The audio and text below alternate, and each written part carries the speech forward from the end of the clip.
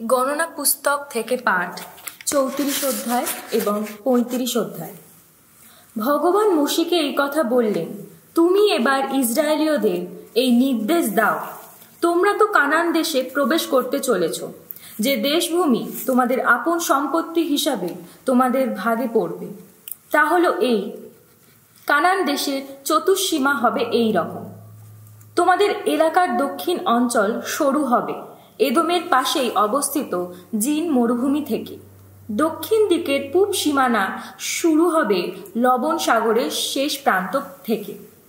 ওই সীমানা রেখা বেঁকে গিয়ে আক্রাব্বিমের চড়াই পথের দক্ষিণে গিয়ে জিন হয়ে এগিয়ে যাবে কাদেশ বার্নেয়ার দক্ষিণ অঞ্চল পর্যন্ত। সেখান থেকে সীমানা রেখা যাবে হাসার আদ্দারে, তারপর তা এগিয়ে যাবে আসমন পর্যন্ত। আসমন থেকে মিশর খাদ নদীর দিকে মোড় নিয়ে সীমানা রেখা শেষে গিয়ে পৌঁছাবে সাগরে। পশ্চিম সীমানা হবে মহাসাগর। এই হবে তোমাদের দেশভূমির পশ্চিম সীমানা। তোমাদের দেশভূমির উত্তর সীমানা হবে এই, তোমরা মহাসাগর থেকে সীমানা রেখা টানবে হোর পর্বত পর্যন্ত। তারপর হোর পর্বত থেকে সীমানা রেখা টানবে লেবো হামাত পর্যন্ত। সেখান থেকে সীমানা রেখা যাবে সাদাদে, তারপর তা এগিয়ে যাবে জিফ্রনের দিকে। শেষে তা গিয়ে পৌঁছবে হাসার এনানে। এমনই তো হবে উত্তর সীমানা। তোমাদের দেশভূমির পূব সীমানা হিসাবে তোমরা হাসার এনান থেকে একটি রেখা টানবে শেফাম পর্যন্ত। শেফাম থেকে সীমানা রেখা নেমে যাবে আইয়েনের পূব পাশ দিয়ে রিবলা পর্যন্ত। সেখান থেকে সীমানা রেখা আরও নেমে গিয়ে শেষ পর্যন্ত গিয়ে পৌঁছবে কিন্নেরেত হ্রদের পূব দিকে যে নিচু পাহাড় আছে সেইখানে। তারপর সীমানা রেখা জর্দন নদীর পাশ বরাবর নেমে গিয়ে শেষে পৌঁছাবে লবণ সাগরে। চারপাশের সীমানায় ঘেরা এমনই তো হবে তোমাদের দেশভূমি। মোশে তখন ইসরায়েলীয়দের এই নির্দেশ দিলেন, এই হলো সেই দেশভূমি গুলিবাট করে যা তোমাদের মধ্যে ভাগ করে দেওয়া হবে। ভগবান যা 9.5 গোষ্ঠীকে দেওয়ার আদেশ দিয়েছেন। রুবেন গোষ্ঠী ও গাদ গোষ্ঠীর মানুষেরা তাদের পিতৃকুল অনুসারে এবং মানাসের অর্ধেক গোষ্ঠীর মানুষেরা তো এরই মধ্যে নিজেদের ভূসম্পত্তির ভাগ পেয়েই গেছে। ওই 2.5টি গোষ্ঠীর মানুষেরা তো জর্দন নদীর অন্য পারে জেরিখোর বিপরীত এলাকায়, অর্থাৎ পূব দিকে সূর্যোদয়ের দিকেরই অঞ্চলে নিজেদের ভূসম্পত্তির ভাগ পেয়ে গেছে। ভগবান মোশিকে এই কথা বললেন, যারা তোমাদের মধ্যে গোটা দেশভূমি ভাগ করে দেবে তাদের নামগুলি হলো এই, যাজক এলেয়াজার আর নুনের পুত্র যোশুয়া। তাছাড়া ওই জমি ভাগ করে দেবার কাজে জন্য প্রত্যেক গোষ্ঠী থেকে নিতে হবে নেতৃস্থানীয় একজনকে। তাদের নামগুলি হলো এই, জুদা গোষ্ঠী থেকে জেফুনের পুত্র কালেব, শিমেওন গোষ্ঠী থেকে আন্মিহুদের পুত্র শেমুয়েল, বেঞ্জামিন গোষ্ঠী থেকে কিসলোনের পুত্র এলিদাদ, দান গোষ্ঠী থেকে জগলির পুত্র নেতৃস্থানীয় মানুষ বুক্কি। যোসেফের বংশধরের ক্ষেত্রে মানুষের গোষ্ঠী থেকে এফোদের পুত্র নেতৃস্থানীয় মানুষ হানিয়েল। এফ্রাইম গোষ্ঠী থেকে শিফতানের পুত্র নেতৃস্থানীয় মানুষ কেমুয়েল। জাবুলন গোষ্ঠী থেকে পান্নাকের পুত্র নেতৃস্থানীয় মানুষ এলিসাফান। এসাখার গোষ্ঠী থেকে আজ্জানের পুত্র নেতৃস্থানীয় মানুষ পালতিয়েল। আশের গোষ্ঠী থেকে শেলোমির পুত্র নেতৃস্থানীয় মানুষ আহিহুদ। নাফতালি গোষ্ঠী থেকে আম্মিহুদের পুত্র নেতৃস্থানীয় মানুষ পেদাহে। ভগবান এই ব্যক্তিদেরই হাতে ইসরায়েলদের মধ্যে গোটা কানান দেশের ভূমি ভাগ করে দেওয়ার দায়িত্ব দিয়েছিলেন। মোয়াবের প্রান্তরভূমিতে জর্দন নদীর উপকূলে সেই জায়গায় যা রয়েছে জেরিখোরের উল্টো দিকে। ভগবান মোশিকে এই কথা বললেন, তুমি এবার ইসরায়েলীয়দের এই নির্দেশ দাও, তারা যে দেশভূমি নিজেদের ভূসম্পত্তি হিসাবে পেয়েছে সেখানে তারা যেন লেবীয়দের থাকার জন্যে কয়েকটি নগর আলাদা করে রাখে। তাছাড়া এই নগরগুলি চারপাশে লেবীয়দের জন্যে তারা যেন কিছু জমি জমার ব্যবস্থাও করে। ওই নগরগুলি লেবীয়দের বাসস্থানই হবে, আর ওই জমি জমা তাদের যত গরু বাছুর ও অন্য যত পশু আছে সেগুলির চরণভূমি হবে। লেবীয়দের জন্যে তোমরা ওই যে নগরগুলি আলাদা করে রাখবে সেগুলির জমির প্রসার নগর প্রাচীরের বাইরের দিকে চারপাশে 1000 হাত হবে।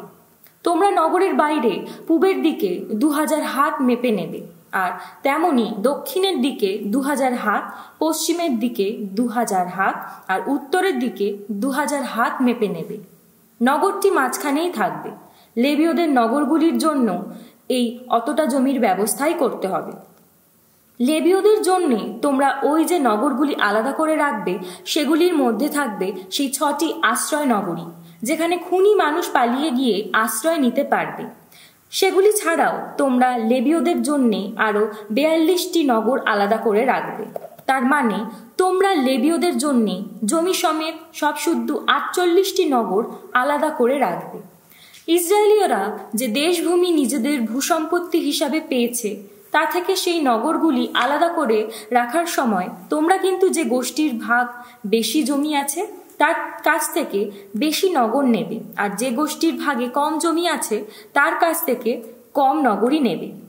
প্রতিটি গোষ্ঠীর জমির যতখানি ভাগ পেয়েছে সেই অনুপাতে তাকে লেবীয়দের জন্যে নিজের কম বেশি নগর আলাদা করে রাখতে হবে। ভগবান মোশিকে এই কথা বললেন, তুমি এবার ইসরায়েলীয়দের বলো, জর্দন নদী পার হয়ে কানান দেশে প্রবেশ করার পর তোমরা নিজেদের আশ্রয় নগরী হিসাবে কয়েকটি নগর বেছে রাখবে। যে মানুষ অনিচ্ছাকৃতভাবে কাউকে মেরে ফেলেছে, নরহত্যার দায়ে অভিযুক্ত সেই মানুষটি ওখানে পালিয়ে গিয়ে আশ্রয় নিতে পারবে। নরহত্যার দায়ে অভিযুক্ত যে মানুষ সে বিচারের জন্যে জনমণ্ডলীর সামনে হাজির না হওয়া পর্যন্ত যাতে তাকে মরতে না হয়, সেই জন্যে রক্তপাতে প্রতিশোধ যার নেওয়ার কথা, তোমাদের দেশে ওই সব নগর তারই হাত থেকে রক্ষা পাওয়ার স্থান হয়ে দাঁড়াবে। আশ্রয় নগরী হিসাবে তোমরা নিজেদের জন্য 6টি নগর রাখবে। জর্দনের ওপারে তোমাদের 3টি নগর রাখতে হবে, আর বাকি 3টি নগর রাখতে হবে কানান দেশে। ওই নগরগুলি আশ্রয় নগরী বলেই গণ্য হবে। ইসরায়েলীয়দের জন্য এবং যেসব বিদেশি ইসরায়েল দেশে প্রবাসী বা অতিথি হয়ে আছে তাদের জন্যে ওই 6টি নগর আশ্রয় পাওয়ার স্থান হয়েই থাকবে, যাতে কেউ যদি অনিচ্ছাকৃতভাবে কাউকে মেরে ফেলে সে যেন ওখানে পালিয়ে গিয়ে আশ্রয় নিতে পারে। কেউ যদি লোহার কোনো কিছু দিয়ে কাউকে আঘাত করে থাকে এবং তার ফলে যদি ওই লোকটির মৃত্যু ঘটে থাকে তাহলে সে নরহত্যা বলেই গণ্য হবে। ওই নরহত্যাকে প্রাণদণ্ডই দিতে হবে। সে যদি কাউকে আঘাত করে থাকে এমনই একটা পাথর দিয়ে যা মৃত্যু ঘটাতে পারে এবং তার ফলে যদি ওই লোকটির মৃত্যু ঘটেই থাকে তাহলে সে নরহত্যা বলেই গণ্য হবে। ওই নরহত্যাকে প্রাণদণ্ডই দিতে হবে।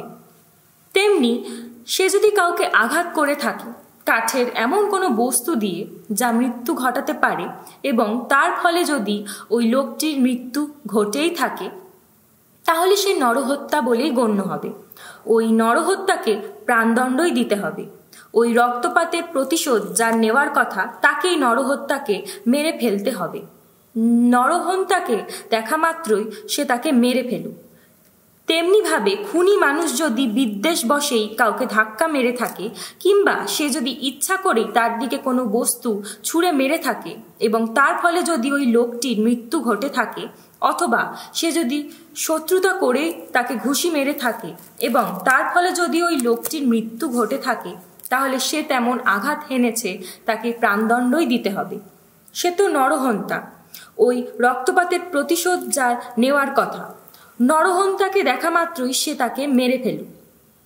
এদিকে সে যদি শত্রুতা করে নেয়, নিতান্তই ঘটনাচক্রে অন্য লোকটিকে ধাক্কা মেরে থাকে কিংবা সে যদি অনিচ্ছাকৃতভাবেই তার দিকে কোনো বস্তু ছুঁড়ে মেরে থাকে, অথবা সে যদি তাকে দেখতে না পেয়ে তার ওপর এমন একটি পাথর ফেলে দিয়ে থাকে যা মৃত্যু ঘটাতে পারে এবং তার ফলে যদি ওই লোকটির মৃত্যু ঘটেই থাকে, যদিও সে ওই লোকটির শত্রু ছিল না এবং তার কোনো ক্ষতি করতে চায়নি, এমনটি যদি তবুও ঘটে থাকে, তাহলে যে তেমন আঘাত হেনেছে এবং রক্তপাতের প্রতিশোধ যার নেওয়ার কথা, জনমণ্ডলীকে সেই দুজনের ব্যাপারটা মীমাংসা করতে হবে ওই সমস্ত বিধি নির্দেশেরই আলোকে। জনমণ্ডলীকে ব্যবস্থা করতে হবে। প্রতিশোধ যার নেওয়ার কথা, নরহত্যার দায়ে অভিযুক্ত মানুষটি যেন তার হাত থেকে রক্ষা পায় এবং সে যেন ফিরে যেতে পারে সেই আশ্রয় নগরীতে যেখানে সে পালিয়ে গিয়েছিল। তাকে যেখানে ততদিনই থাকতে হবে যতদিন না মহাযাজক পবিত্র তেলে তা অভিষিক্ত হয়েছে সে মারা যায়। নরহত্যার দায়ে অভিযুক্ত মানুষ ওই যে আশ্রয় নগরীতে পালিয়ে গিয়েছিল, সে যদি কখনো সেই নগরীর এলাকার বাইরে বেরিয়ে আসে এবং রক্তপাতের প্রতিশোধ যার নেওয়ার কথা, সে যদি আশ্রয় নগরীর এলাকার বাইরে তাকে হঠাৎ দেখে ফেলে এবং তাকে মেরে ফেলে, তাহলে কিন্তু তাকে ওই রক্তপাতের দায়ী হতে হবে না। মহাযাজকের মৃত্যু পর্যন্ত নরহন্তার তো আশ্রয় নগরীতে থাকারই কথা। মহাযাজক মারা গেলে পর তবেই নরহন্তা নিজের ভূসম্পত্তির জায়গায় ফিরে যেতে পারে। তোমরা যেখানে বসবাস করবে সেখানে পুরুষানুক্রমে এই আইনগত নীতি তোমাকে অবশ্য পালনীয় থাকবে। কেউ যদি কাউকে মেরে ফেলে তাহলে শুধুমাত্র সাক্ষীদের এজাহারের ভিত্তিতেই ওই নরহন্তাকে প্রাণে মেরে ফেলা চলবে। অবশ্য একজন মাত্র সাক্ষীর এজাহারের ভিত্তিতে কাউকে প্রাণদণ্ড দেওয়া চলবে না। নিজের অপরাধের জন্যে যার প্রাণদণ্ড পাওয়ার কথা, তোমরা তার প্রাণ মূল্য হিসাবে কোনো কিছুই গ্রহণ করবে না, তার প্রাণদণ্ডই হবে। তেমনিভাবে যার আশ্রয় নগরীতে যাওয়ার কথা, সে যাতে সেখানে না গিয়ে বরং মহাযাজকের মৃত্যুর আগে নিজের জায়গা জমিতে ফিরে যেতে পারে, সেই উদ্দেশ্যে দেওয়া কোনো মুক্তিমূল্য গ্রহণ করবে না। তোমরা যে দেশে দিন কাটাচ্ছ, দেখো সেই দেশের ভূমিতে কলুষিত করো না যেন। রক্তপাতে দেশভূমি তো কলুষিতই হয়। দেশের ভূমির ওপর ঝরিয়ে দেওয়া রক্তের ওই কলুষ শুধু তারই রক্ত দিয়ে মুছে ফেলা যায় যে ওই রক্ত ঝরিয়েছে। তোমরা যে দেশে দিন কাটাচ্ছ, যে দেশ আমার নিজেরই অধিষ্ঠান ভূমি, তোমরা সেই দেশের ভূমিকে অশুচি করে তুলো না। কেননা এই আমি ভগবান ইসরায়েলীয়দের মাঝখানে নিত্য অধিষ্ঠান করে থাকি। শামসঙ্গীত 86। ওগো ভগবান, কান পেতে শোনো, সাড়া দাও, সাড়া দাও। আমি যে নিঃস্ব, বড় দুঃখী যে আমি, আমার জীবন নিরাপদে রাখো। আমি যে তোমারই ভক্তজন। ওগো ঈশ্বর, আমার এই সেবককে রক্ষা করো। আহা, তুমি যে তার ভরসা। প্রভু দয়া করো, দয়া করো। আমি যে তোমার ডাকি সারাদিন ধরে, তোমার এই সেবকের প্রাণ পুলকে ভরিয়ে তোলো। প্রভু, তোমার দিকে তুলে ধরেছি আমার এই প্রাণ। প্রভু, তুমি তো মঙ্গলময়, ক্ষমাশীল তুমি, শরণাপন্ন সকলের প্রতি মহাকৃপাশীল তুমি। শোনো ভগবান আমার এই প্রার্থনা, আমার এই মিনতির ডাক শোনো তুমি। আমার এই এত কষ্টের দিনে আমি যে বারবার ডাকি তোমায়, জানি ওগো জানি পাবো তোমার সাড়া। দেবতাদের মধ্যে প্রভু তোমার মতো কেউ তো আর নেই। তোমার যত কর্মকীর্তি তারও তুলনা নেই। তোমার সৃষ্ট সকল জাতির মানুষ এসে প্রভু তোমার চরণে প্রণত হবে, গাইবে তোমার নামের মহিমা গান। তুমি যে মহামহিম, আহা কত অপরূপ তোমার কর্মকীর্তি। তুমি একা, তুমিই যে ঈশ্বর। ওগো ভগবান, দাও বলে দাও কোথায় তোমার পথ। তোমারই সত্য পথে চলতে চাই যে আমি। আমাকে দাও একাগ্র অন্তর, নিত্যই যেন শ্রদ্ধা করি তোমার নাম। ওগো প্রভু ঈশ্বর আমার, মনে প্রাণে গুণগান করব তোমার। তোমার নামের মহিমা গান গাইব চিরদিন। আমার প্রতি অসীম তোমার করুণা, অধোলোকের গভীর থেকে তুমি উদ্ধার করেছ আমার প্রাণ। হে ঈশ্বর, আমার বিরুদ্ধে এই তো উঠে দাঁড়িয়েছে যত লোক, একপাল হিংস্র মানুষ কিনা ছিনিয়ে নিতে চাইছে আমার জীবন। তোমাকে তারা তো গ্রাহ্যই করে না, কিন্তু প্রভু পরম দয়াল করুণানিধান ঈশ্বর তুমি। তুমি তো সহজে ক্রুদ্ধ হও না, মহাকৃপাশীল বিশ্বস্ত যে তুমি। ওগো আমার দিকে ফিরে তাকাও, আমার দয়া করো। এই সেবককে তোমার শক্তি দান করো। তোমার দাসী পুত্রকে আজ প্রাণে বাঁচাও তুমি। আমি যে তোমার স্নেহভোজন ওগো, তার এমন কোনো প্রমাণ দেখাও। যা দেখে আমার শত্রুরা লজ্জিত হয়। তুমিই তো ভগবান, তুমি নিত্যসহায় আমার, সান্ত্বনাদাতা আমার।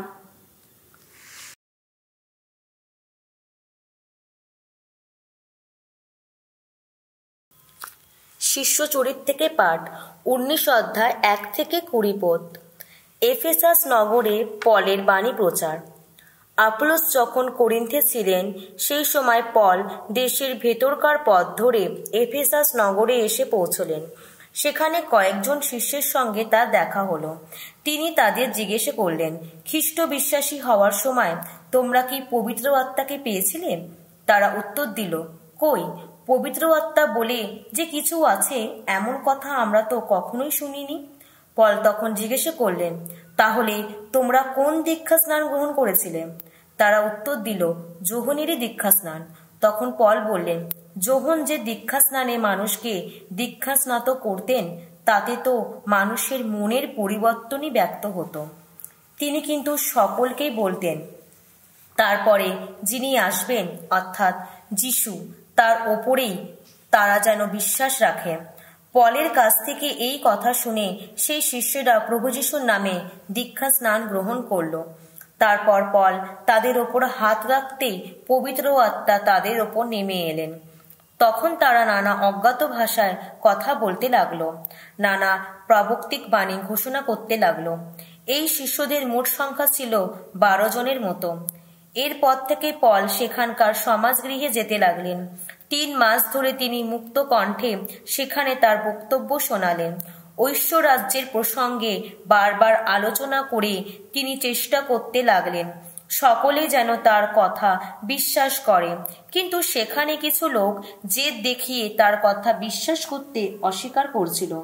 তারা সকলের সামনে প্রভুর ধর্মমার্গের নিন্দাও করছিল। তাই পল শেষ পর্যন্ত তাদের বর্জন করলেন, নিজের শিষ্যদের সরিয়ে নিলেন। এরপর থেকে তিনি রোজ ধর্মালোচনা করতে লাগলেন তিরান্নাসের সভাগৃহে। 2 বছর এভাবেই চলল।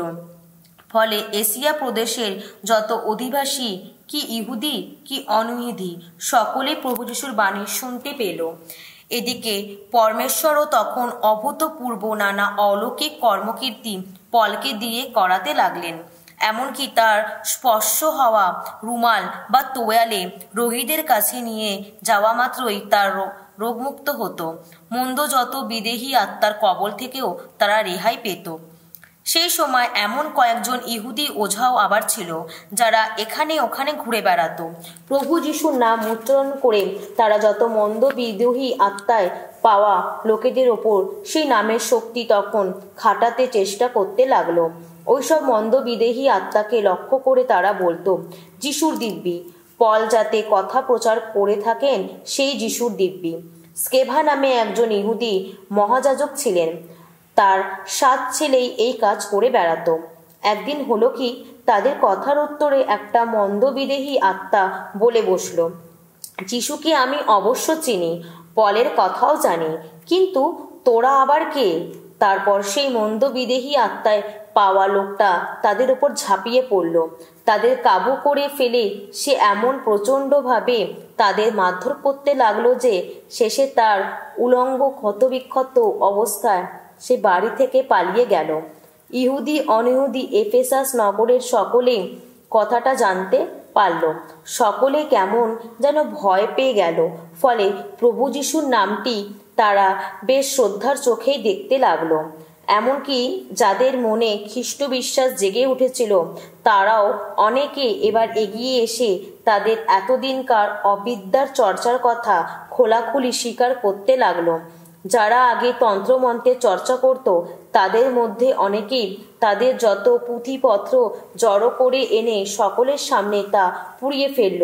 হিসাব করে দেখা গেল ওই সব পুঁথিপত্রের মোট দাম 50,000 রুপোর টাকা। এইভাবে প্রভুর বাণী আরও প্রবল শক্তিতে ছড়িয়ে পড়তে লাগলো, আরও গভীর প্রভাব বিস্তার করতে লাগলো।